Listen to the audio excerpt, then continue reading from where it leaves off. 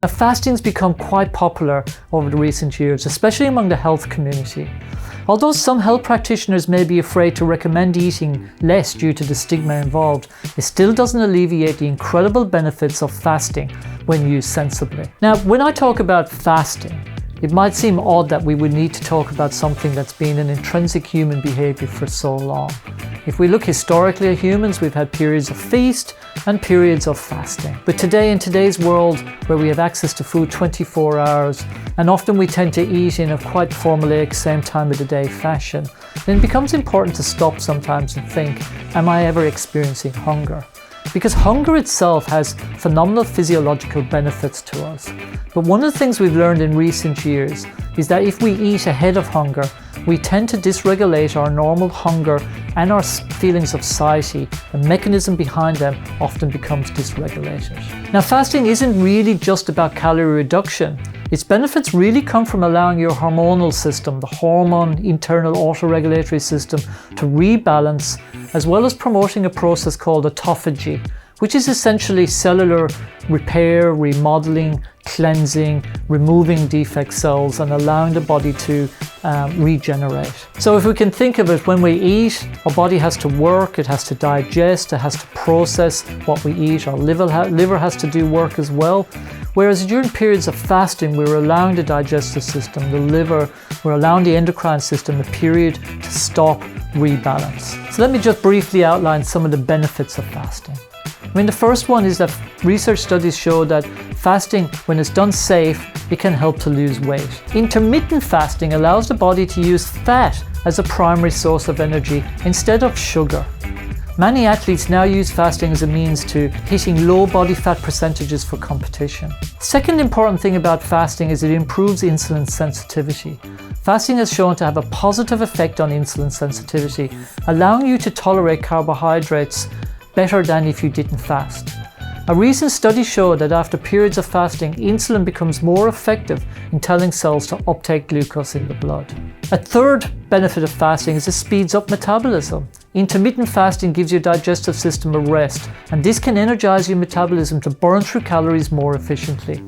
If your digestion is poor, this can affect your ability to metabolize food and to burn fat. Fourthly, fasting promotes longevity.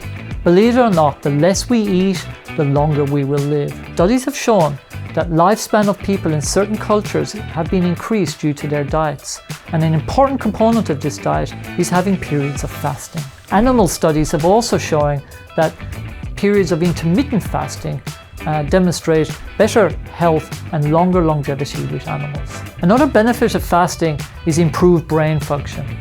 Fasting has been shown to improve brain function because it boosts the production of a protein in the brain called brain-derived neurotrophic factor, BDNF.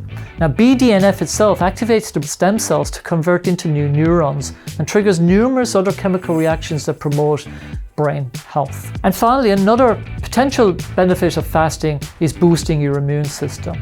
This is because fasting reduces free radical damage to the cells and it regulates inflammatory conditions in the body. And this is really important as so many diseases can be related to inflammation. There's two ways that I recommend incorporating fasting into our lifestyle. The first one is to just embrace the concept of hunger. In other words, to delay meals by 1 or 2 hours longer than you normally would. Doing this regularly actually allows our body's system, the ghrelin and leptin balancing act that happens between hunger and satiety, to become more sensitive and for us to become more aware of what our nutritional needs really are. In other words, to avoid eating before you're hungry. The second way that I recommend fasting is to take periods of prolonged fasting.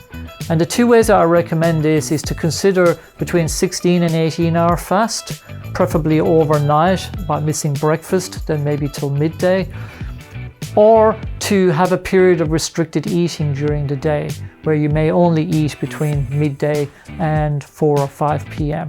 And that way you're allowing the body to have a longer period of fasting outside of those hours. However, there's a couple of caveats or a couple of considerations that I make with clients that you should also consider for yourself to determine whether fasting is right for you.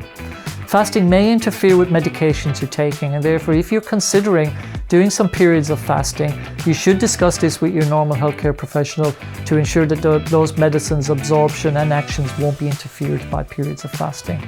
This is particularly important if you are taking medicines that affect your blood sugar or potentially your blood pressure. The second consideration is that what I'm discussing here today is intermittent fasting. So periods of time across the week. So that may be once or twice a week, allowing your body to have a period of fasting.